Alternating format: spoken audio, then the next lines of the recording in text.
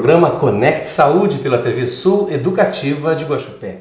Nós estamos ao vivo, como de costume, e você tem a oportunidade de participar enviando a sua pergunta para 3551-7458 ou, se preferir, via e-mail conectesaúde@tvsuleducativa.com.br.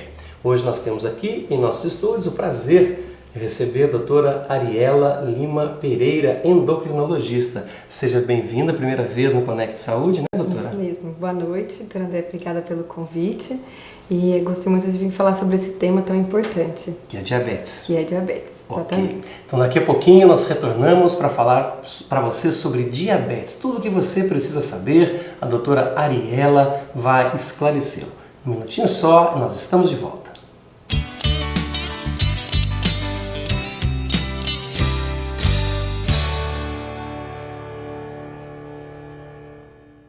Você pode trabalhar, você pode brincar com seus filhos, pode viajar e até sonhar acordado. Mas o combustível para que tudo isso aconteça é a sua saúde, a maior riqueza de sua vida. Conecte Saúde. Esteja bem para uma vida saudável. Este espaço poderá ser preenchido por sua empresa, que precisa estar saudável em seu ramo de negócios.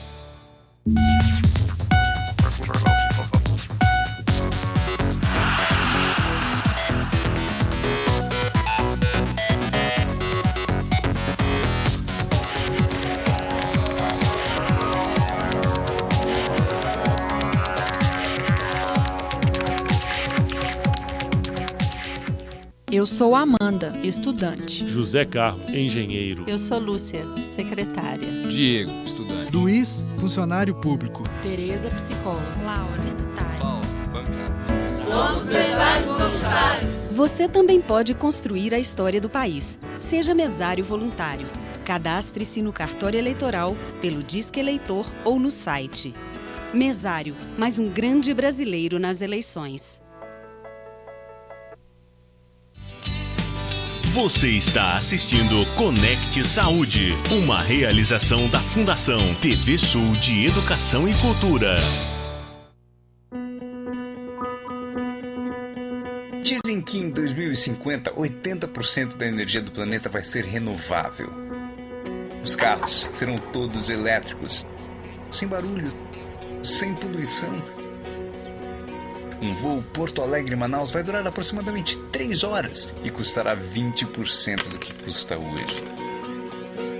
Você não poderá andar. Será uma frase sem sentido. As roupas não sujarão mais. Cachorros não terão mais pulgas.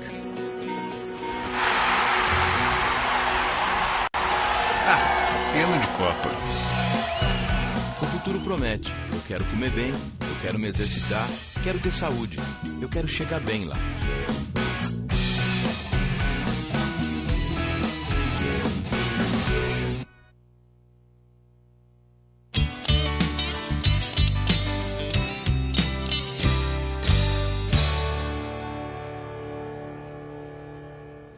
Retornamos com o nosso Conecte Saúde desta quinta-feira, hoje falando com a doutora Ariela, endocrinologista, sobre diabetes.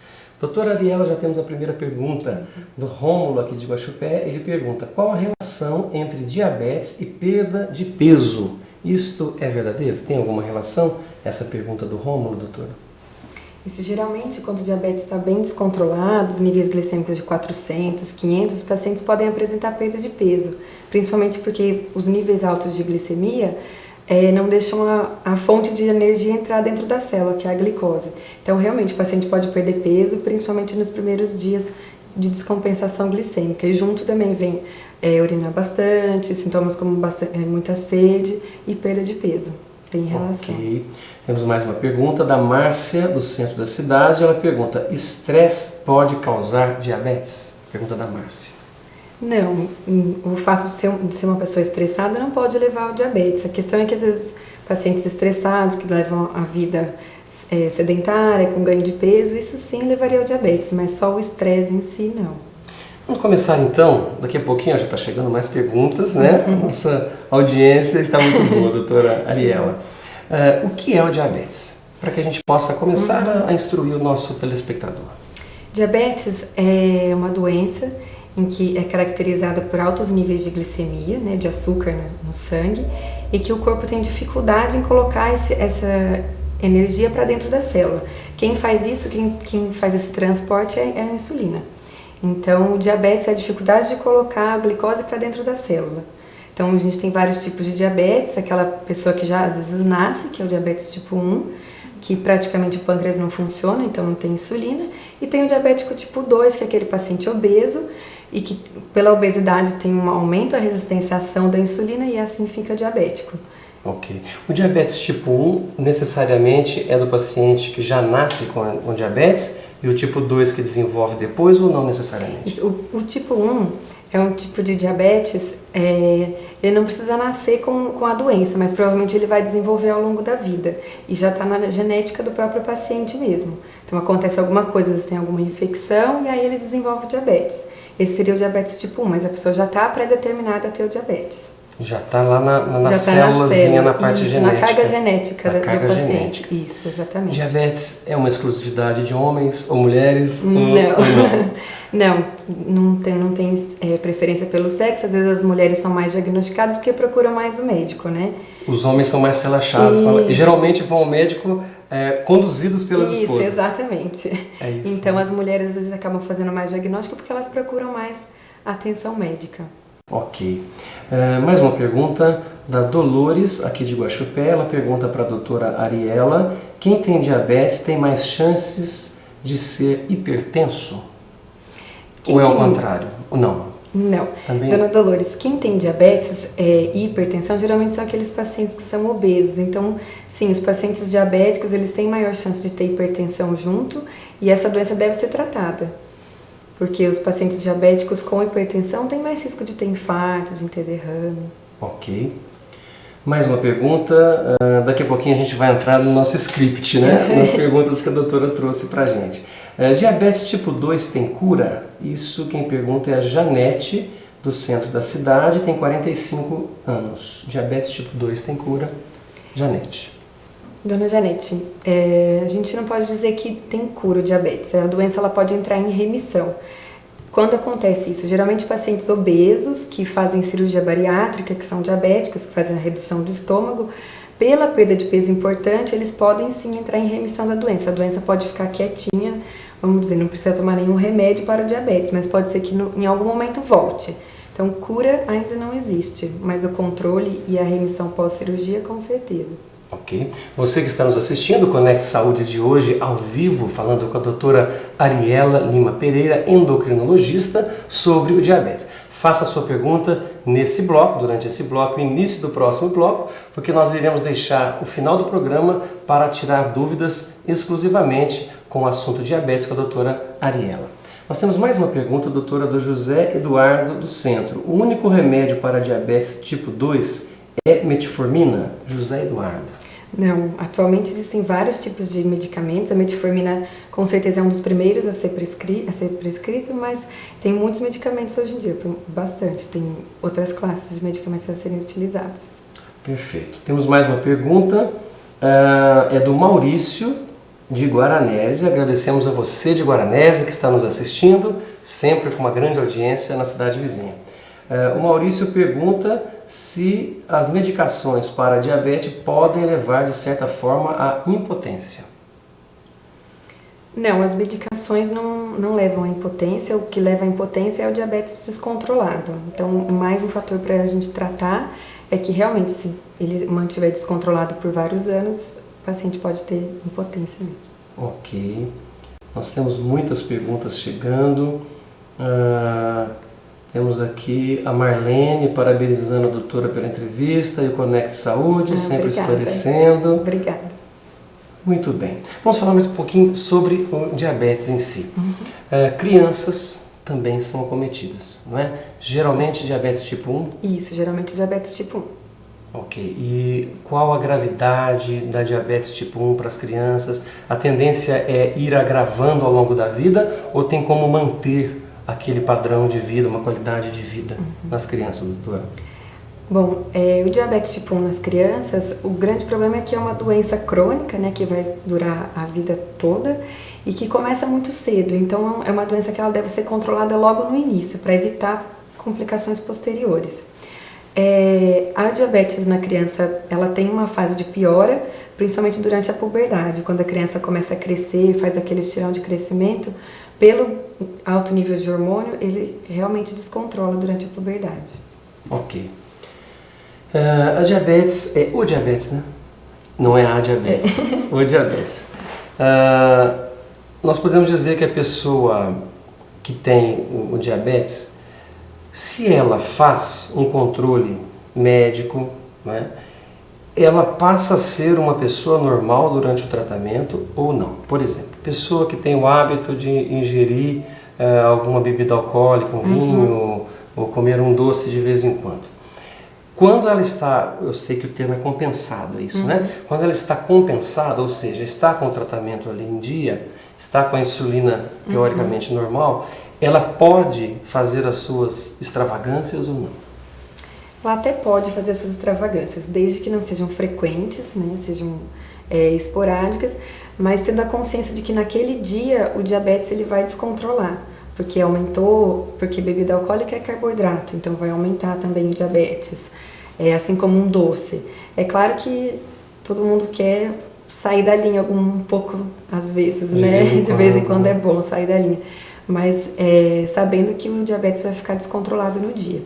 Ok, e aí existe um risco naquele dia?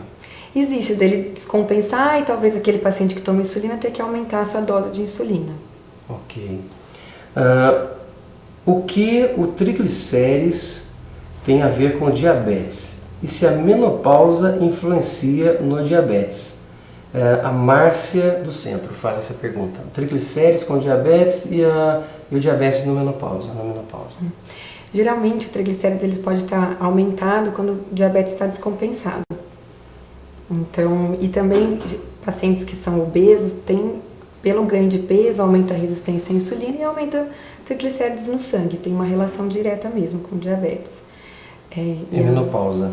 E a menopausa, com a deficiência de estrógeno, né, que é o hormônio da mulher, as mulheres elas tendem a ganhar um pouco de peso e podem, aquelas que têm a genética para o diabetes, elas podem ficar pré-diabéticas ou até diabéticas. Não que seja um fator causal, não que a menopausa cause diabetes, mas é como se fosse uma contribuição. Perfeito.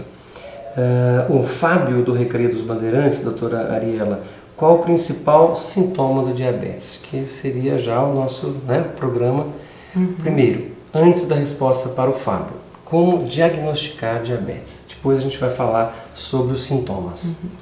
Diabetes o diagnóstico é feito através de um exame de sangue, que é coletado 12 horas depois de jejum, então o paciente tem que ter feito jejum a noite toda. E aí, coletando o exame, a glicemia é maior do que 126 em 2 exames, então quer dizer, não é uma única vez que vai fazer o diagnóstico, precisa de 2 amostras. A partir de 126 é que a gente diagnostica aquele paciente diabético, as 2 glicemias maiores do que 126. Ok. Um eventual pico de glicemia, por exemplo, a pessoa ingere uma grande quantidade de doces, tudo, e de repente vai fazer o exame e deu ali 250, 280. Isso caracteriza o diabetes também, ou pode acontecer com uma pessoa normal, né? Não propenso ao diabetes, isso também. Não caracteriza diabetes. Quando a gente, por exemplo, comeu, dali 2 horas colheu o exame de sangue, deu mais do que 200 e aquele paciente tem os sintomas de um diabetes descompensado, então ele está fazendo muito xixi, está bebendo muita água, está perdendo peso, aí a gente pode falar que tem um diagnóstico de diabetes. Mas se é uma pessoa que é normal, comeu e picou o dedo, deu mais que 200, não configura diabetes. Ok, então vamos lá nos sintomas que o Fábio perguntou, né? O Recreio dos Bandeirantes. Quais seriam os principais sintomas do paciente com diabetes? O grande problema é que os sintomas às vezes vêm só no começo, quando está com níveis altos de glicemia, em torno de 300, 400, e aí são os sintomas que a gente comentou, perda de peso, urinar várias vezes ao dia, com sede, com muita sede, né, porque vai desidratar. O grande problema é que às vezes quando compensa um pouco, os pacientes não sentem mais nada e vão sentir só quando o diabetes já deu muita complicação. Ok. A Maria do Catetos, ela pergunta por que alguns diabéticos necessitam de insulina e outros não? Maria. Dona Maria. Alguns pacientes, eles ainda têm uma certa reserva pancreática, então tudo isso também vem junto com a carga genética. Aqueles pacientes que o pâncreas ainda funciona bem, então eles não precisam tomar insulina. A história do diabetes, a história natural e evolução, é que praticamente 50% dos pacientes vai precisar de insulina no futuro. Ok. Quais são os principais alvos do diabetes? Geralmente, os pacientes diabéticos teriam que acordar com a glicemia em torno de 70 a 120. Certo. Após as refeições, sempre 2 horas depois da refeição, nunca antes, porque antes vai estar alto mesmo, vai fazer um pico glicêmico. Sempre 2 horas depois, nós toleramos até em torno de 140 a 160. Esse é o limite. Isso. E um exame que a gente vê que é uma média de todos os outros de todas as outras glicemias, que é a hemoglobina glicosilada. Essa tem que estar menor do que 7. Esses são os nossos alvos. Como é que seria esse exame? As dosagens, como é que são feitas? O exame normal mesmo no laboratório, só fazer 12 horas de jejum e coletar o sangue, né, com o pedido do médico, e aí a gente já vai ver esse resultado. Os exames que todo paciente diabético tem que ter um aparelho em casa para medir sua glicemia. Tem que ter, com certeza, principalmente se toma insulina. Então, tem sempre que picar o dedo para ver o quanto está antes das refeições, 2 horas depois, e esses são os alvos que a gente comentou. É interessante fazer essa com aferição, certeza. Não é? Muito bem, nós vamos fazer um pequeno intervalo, uma pequena pausa no nosso Conecte Saúde desta quinta-feira. Nós estamos conversando aqui com a doutora Ariela Lima Pereira, endocrinologista, sobre diabetes. Hoje o assunto é diabetes e nós estamos aprendendo bastante. Eu tenho certeza que você também que está em casa também está aprendendo bastante com a doutora Ariela. Nós retornamos em poucos minutos para o nosso último bloco.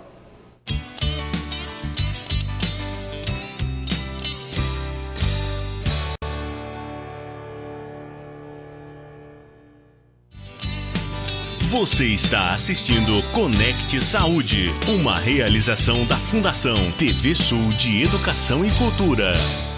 Todos juntos no combate à dengue. Você e a água não podem ficar parados. A dengue mata. Faça a sua parte. Não deixe água acumulada em pratos e vasos. Guarde os pneus em locais cobertos sem resíduos de água. Mantenha as caixas d'água, poços, latões e filtros bem fechados. Esvazie garrafas e coloque-as de cabeça para baixo. Lembre-se, qualquer recipiente ou local que acumule água pode ser criadouro do mosquito transmissor. Vamos acabar com a dengue.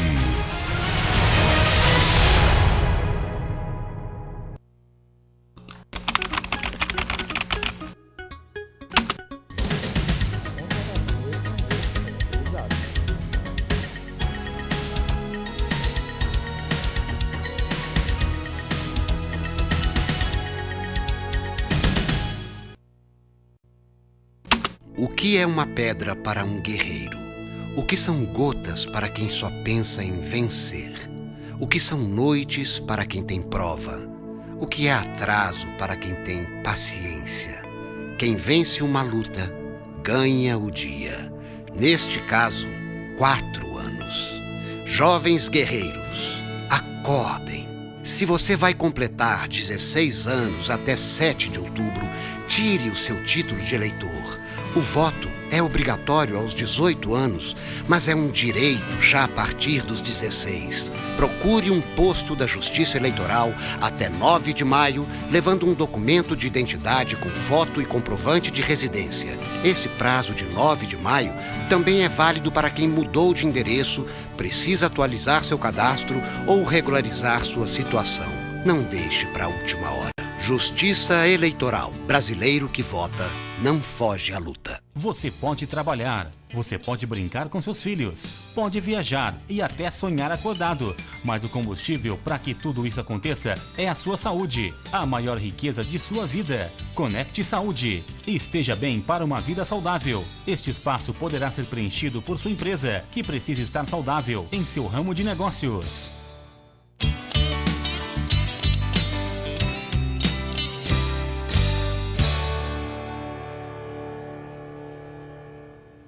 Voltamos para o nosso último bloco do Conecte Saúde desta quinta-feira, conversando com a doutora Ariela, endocrinologista.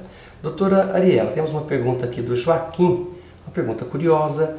Ele diz aqui, pergunta se a insulina que é usada, ela vem do porco ou de algum outro animal. Joaquim. Antigamente a insulina ela era de origem bovina mesmo, mas atualmente são análogos de insulina feitos dentro do laboratório, então não vem mais de nenhum animal. Ok. Exercícios físicos ajudam no tratamento do diabetes? E pergunta qual o endereço do seu consultório. Se você vai dar ao final do programa, mas não estou vendo o nome aqui. Exercícios físicos ajudam no tratamento? Com certeza, principalmente para aqueles pacientes que precisam perder peso, o exercício físico ele ajuda a insulina a agir no corpo. Perfeito. O Luiz Carlos, de Guaranésia, existe transplante de pâncreas? Por que ele pergunta do pâncreas? Qual que é a relação do pâncreas com o diabetes? Então, o pâncreas ele é a glândula que produz a insulina, né? E é justamente esse hormônio que falta quando o paciente tem diabetes. Certo. Existe transplante de pâncreas, geralmente esse transplante é feito em pacientes jovens, aqueles diabéticos tipo 1, que geralmente são pacientes que já estão dialisando, então acabam fazendo seria transplante. Hemodiálise. Isso, hemodiálise. Então o transplante realizado é um transplante que a gente chama de transplante duplo, que é transplante rim e pâncreas ao mesmo tempo. Certo, bem complexo. Isso, é uma cirurgia muito grande, tem todas as suas indicações, com bastante complicação. Explica um pouquinho só para esclarecer, já que falou de diálise, o que é a diálise e quando que o paciente chega nesse nível? A hemodiálise é quando os rins entram em falência, então não tem mais nenhuma filtração, o paciente urina muito pouco, começa a ganhar muito líquido, reter líquido, e geralmente acontece, né, relacionando com o diabetes, aquele paciente que teve diabetes por um longo tempo descontrolado, e aí teve a lesão do rim e precisou de hemodiálise. Ok. Nós recebemos os parabéns pelo programa do José Geraldo do Centro. Muito obrigado, José Geraldo, por estar nos assistindo no programa de hoje. O Joaquim também do Centro, já eu acho que é o terceiro Joaquim, pergunta qual a dieta ideal para o paciente com diabetes? Bom, esse é um tema bastante interessante, mas os pacientes diabéticos, eles têm que reduzir a quantidade, a ideal é uma dieta balanceada, sempre com uma orientação de uma nutricionista e com redução de carboidratos. Então o paciente ele deve evitar pão, macarrão, massa, sempre preferir alimentos integrais que tenham fibras, porque eles retardam a absorção de açúcar pelo intestino. Quer dizer que as fibras para o diabetes... Isso, é uma coisa bastante interessante. Ok. E as perguntas continuam chegando, vamos desenvolver também o nosso tema, né? Já estamos desenvolvendo de certa forma. Doutora Ariela, o grupo de risco, quais são os pacientes que mais propensos a ter diabetes? São principalmente aqueles pacientes que já têm uma herança, então pais, avós, irmãos diabéticos, e aquele paciente que tem aquele estilo de vida nada saudável, então que não vai à academia, que está obeso, acima do peso, um grupo que a gente sempre esquece, mas aquelas mulheres que ficaram diabéticas na gravidez, elas são um grupo de risco para ter diabetes no futuro também. Ok. João Paulo do Centro, parabéns pela entrevista. Puxa, doutora, audiência em pico. Muito bem. Nós falamos um pouquinho da dieta, né? Eu acredito que a maior dificuldade de um paciente que tem diabetes seria emagrecer a casa toda, né? Isso, porque eu imagino como que será toda a família se alimentando normalmente e o paciente diabetes tem essa dificuldade, né, doutora? Com certeza. A gente vê que geralmente aquele paciente que consegue fazer tudo é aquele paciente que a família fica envolvida no tratamento. Então, não necessariamente que a família não coma açúcar, mas aquela família que dá apoio para o paciente. Esse sim a gente vê que aderem bem ao tratamento. E geralmente também quando tem paciente obeso na casa, geralmente tem mais 2 a 3 pacientes obesos também, porque tem bastante erro alimentar. Tá, e o que a gente poderia colocar para o nosso telespectador com relação a detalhes que agravam o diabetes? Por exemplo, cigarro, peso, o que a gente poderia relacionar? Cigarro com certeza, porque cigarro vai fazer aterosclerose, principalmente no coração. Entope os vasos. Entope os vasos, alto risco de ter infarto, então diabéticos a mensagem é não fumar de forma alguma. O peso, com certeza, também é um fator. Aquele paciente que tem o colesterol alto também vai colaborar para entupir os vasos. Acho que seria praticamente essas. Ok. Temos mais uma pergunta aqui, do Marco Antônio. Ele diz o seguinte: estou adorando a entrevista, no entanto, gosto de tomar a minha cervejinha. Quantas vezes por semana posso fazê-lo? Marco Antônio. Ele diz que não toma insulina, que toma medicamento, dá o nome aqui, dá o NIL e tal, né? Marco Antônio, a cervejinha dele, Zé Fini, cortou?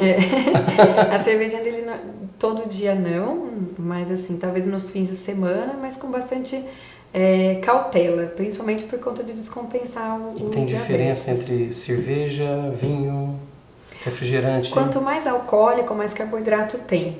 Então, vodka, vinhos, geralmente mais, bebidas mais alcoólicas, mais carboidrato vão trazer. Que a cerveja também é bastante calórica. A cerveja a gente acaba tomando mais do que o vinho. A quantidade é maior, né? Isso, exatamente. Aí vem aquela barriguinha, né? Ah, tá ok. E tudo isso pode prejudicar. Pode. Né?